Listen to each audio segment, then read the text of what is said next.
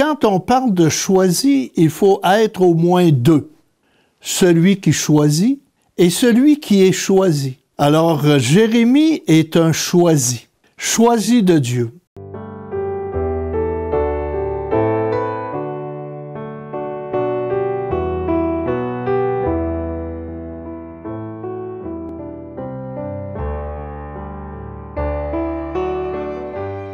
Alors, bonjour, chers amis, choisis de Jésus. La semaine dernière, on a vu que Dieu a créé l'homme pour qu'il soit heureux et malgré les difficultés de la vie. Et aujourd'hui, on va prendre un témoin qui s'appelle Jérémie. J'aime beaucoup l'Ancien Testament parce qu'il vient éclairer le Nouveau Testament. Et quand on regarde les prophètes de l'Ancien Testament, ce sont des personnes comme nous, qui vivent jour après jour et qui rencontrent toutes sortes de joies et aussi de difficultés, d'épreuves, de contrariétés. Puis ils vivent dans un milieu. Alors Jérémie est un choisi de Dieu. Alors, quand on parle de choisi, il faut être au moins deux. Celui qui choisit et celui qui est choisi. Et ils doivent être unis. Ils doivent marcher ensemble pour que se réalise le grand projet de Dieu. Jérémie est un homme dépressif. On pourrait dire bipolaire aujourd'hui. Quand on regarde le livre de Jérémie, il a des hauts et des bas. Et des fois, des bas très importants, à tel point qu'il dit à un moment donné, « Maudit soit le jour où je suis né. Et maudit soit l'homme qui a annoncé à mon père, c'est un homme. Un enfant qui t'est né, c'est un garçon. Maudit ce jour, j'aurais aimé mieux ne pas vivre. » Donc, dans nos vies, on rencontre parfois des moments où on dit « j'aimerais mieux ne pas être là ». Mais quand on continue, quand on persévère, quand on marche avec celui qui nous a choisi, Dieu, il y a des choses qui vont se transformer, des choses qui vont arriver et qui vont nous pousser vers le meilleur. Alors, je commence par étudier la vocation de Jérémie. Il est appelé par Dieu. Et je vous lis, « La parole du Seigneur s'adressa à moi. Avant de te façonner dans le sein de ta mère, je te connaissais. Avant que tu ne sortes de son ventre, je t'ai consacré. Je fais de toi un prophète pour les nations. Je dis, ah, Seigneur Dieu, je ne saurais parler, je suis trop jeune. Le Seigneur me dit, ne dis pas, je suis trop jeune. Partout où je t'envoie, tu y vas. Tout ce que je te commande, tu le dis. N'aie peur de personne. Je suis avec toi pour te libérer, oracle du Seigneur. Quand on regarde ce texte court, on voit le programme d'un appel de Dieu. Et si on regarde de près, on voit 5 étapes. La première étape, et ça, on va voir ça dans beaucoup de textes de la parole de Dieu, et même dans notre vie. La première étape, c'est la manifestation de Dieu. Dieu se présente à nous d'une façon particulière. Comment? Ça peut être un livre que je lis.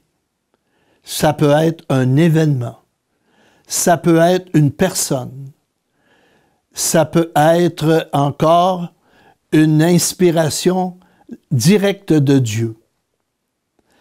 Donc, dans toute vie humaine, il y a des interpellations. Il y a des choses où, à un moment donné, on doit s'arrêter. Ici, Jérémie dit, je prends conscience aujourd'hui que dès le sein de ma mère, Dieu avait les yeux sur moi. Je n'ai pas été créé pour rien. Il ne m'a pas donné la vie pour rien. Et toi qui écoutes aujourd'hui, c'est la même chose. Tu n'as pas été créé pour rien. Tu as une mission. Alors, c'est la première étape, prendre conscience que notre vie est voulue par Dieu. Et quand Dieu veut notre existence, il est là pour nous montrer un chemin, une mission. Alors, Jérémie, en deuxième étape, il voit la mission. Je fais de toi un prophète pour les nations. Et pourtant, comme je vous ai dit, Jérémie, un homme fragile, un homme qui n'a pas tellement confiance en lui-même. Imaginez-vous, prophète pour les nations. Il vit dans un petit patelin, et puis Dieu lui manifeste qu'il va avoir à prêcher ailleurs. Et c'est ce qui est arrivé avec la déportation. Il aura à prêcher ailleurs. Il a prêché dans son milieu, dans son pays et ailleurs. Et lui-même, devant cet appel qu'il ressent, il réagit. C'est la troisième étape. La personne se trouve des prétextes. Puis des fois, quand on voit une mission, quand on voit quelque chose à accomplir qui est grand, on dit « Non, je ne suis pas capable. C'est trop pour moi. Un autre pourrait bien faire l'affaire. » On est porté à ça, parce qu'on veut rester dans notre tranquillité. Mais Dieu, lui, il a confiance en nous. Dieu, lui, qui nous choisit, va nous donner ce dont on a besoin. Et quand Jérémie dit « Je ne sais pas parler », ça veut dire quoi? C'est qu'il a 19-20 ans, à peu près. Et pour un Juif, à 19-20 ans, tu écoutes. Et tu ne prends pas la parole. Tu prends la parole vers 30 ans. C'est ça que Jésus a fait. À 30 ans, il se met à prêcher. Il a respecté ça. Tu sais, dans le peuple juif, même si lui était fils de Dieu, qu'il connaissait la parole et qu'il était lui-même la parole, eh bien, il suit ce qui se passe dans son peuple. Mais Dieu peut bouleverser ce sentiment que quand tu es jeune, tu écoutes. Il veut que Jérémie parle. Et Jérémie, qui prend conscience de sa pauvreté, dit, bien Seigneur, je ne suis pas capable. Et Dieu dit, non, ne dis pas, je suis trop jeune. Hein? Ce que je vais te dire, ce que je vais mettre dans ton cœur, je t'envoie pour que tu proclames ce que je te dis, pour réveiller le peuple dans lequel tu vis. Alors, chers amis, aujourd'hui, c'est un bel enseignement que nous recevons. Et dans les livres, quand on voit à plusieurs reprises « dis ton oui », bien, c'est ce qu'on parle aujourd'hui dans la parole de Dieu. Jérémie a dû dire oui. Et il a dû répondre à l'appel de Dieu. Donc, dans tous les récits qu'on va voir des personnes choisies par Dieu, les prophètes, on va toujours voir 5 étapes. Et je vous invite à retenir, et puis même à les noter. Puis vous demandez, je suis rendu où? Premièrement, est-ce que Dieu s'est manifesté dans ma vie? Et ça, c'est un événement important, parce que souvent, Dieu se manifeste et on ne le voit pas, parce qu'on est préoccupé par autre chose, on est ailleurs. Pour prendre conscience de la présence de Dieu, de la manifestation de Dieu, il faut savoir s'arrêter, méditer, prier, accueillir, ouvrir son cœur. Et dans les volumes, c'est toujours ça. Ouvre ton cœur. Écoute ce qui se passe. Donc, premièrement, la manifestation de Dieu. Deuxièmement, Dieu donne une mission. Dieu ne se manifeste jamais. Il s'ennuie, puis donc il va venir faire un tour. Non, non, non. Il a toujours en vue une mission, un appel. Regardez les apparitions à Lourdes. Bernadette, qui voit la Sainte Vierge. Une manifestation de Dieu. Et elle doit aller voir le curé. Elle doit dire au curé, voici ce que la belle dame a dit. Et elle va le faire. Puis on va la harceler. Puis on va lui dire, t'es une menteuse. Et elle dit non. C'est vrai ce que j'ai vécu. C'est vrai ce que j'ai vu. C'est vrai ce que j'ai entendu. Donc, la manifestation de Dieu est un événement important dans notre vie. Deuxièmement, la mission que Dieu nous confie.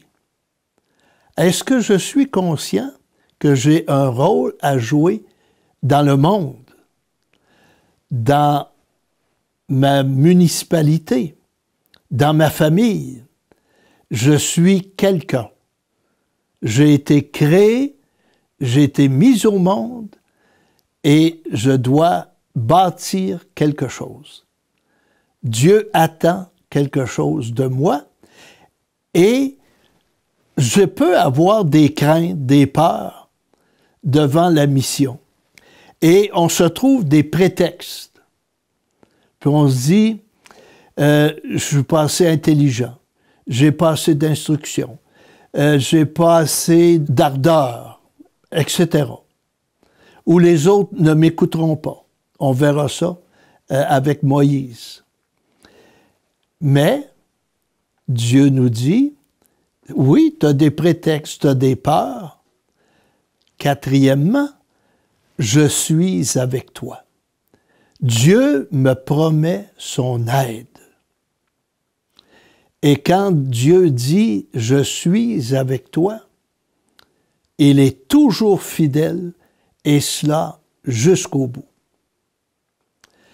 Alors quand Dieu s'est manifesté, que je vois qu'est-ce que j'aurais à faire, que j'ai des peurs que je présente à Dieu et qu'il me dit « ne dis pas ça, je suis là avec toi », bien cinquièmement, j'ai une réponse à donner. Alors aujourd'hui, c'est encore un beau message que nous recevons de la parole de Dieu. Et ça vient rejoindre tous les oui qui sont dans les volumes. As-tu dit ton oui? Est-ce que tu ouvres ton cœur?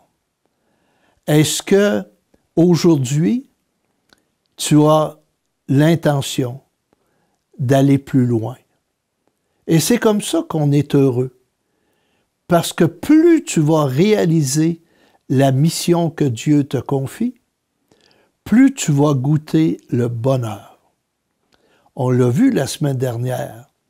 Pour le bonheur des miens, Dieu veut que l'homme soit heureux sur la terre, malgré les difficultés, les épreuves, les souffrances. Il veut que nous avancions et que nous soyons des sommeurs. Et quand on sème, il y a des fruits qui vont arriver.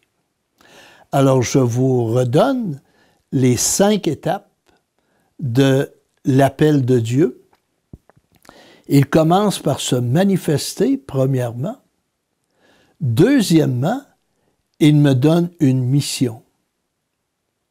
Troisièmement, j'ai des peurs. Je me trouve des prétextes. Quatrièmement, Dieu dit, n'aie pas peur. Je marche avec toi. Et cinquièmement, j'ai une réponse à donner, réponse que Dieu va respecter. Alors nous continuerons avec ces 5 étapes de voir d'autres prophètes, comment est-ce qu'ils ont répondu à l'appel de Dieu. Aujourd'hui, c'est toi qui es convoqué. Est-ce que tu veux dire oui à Dieu? La réponse te revient. Je te souhaite une bonne journée.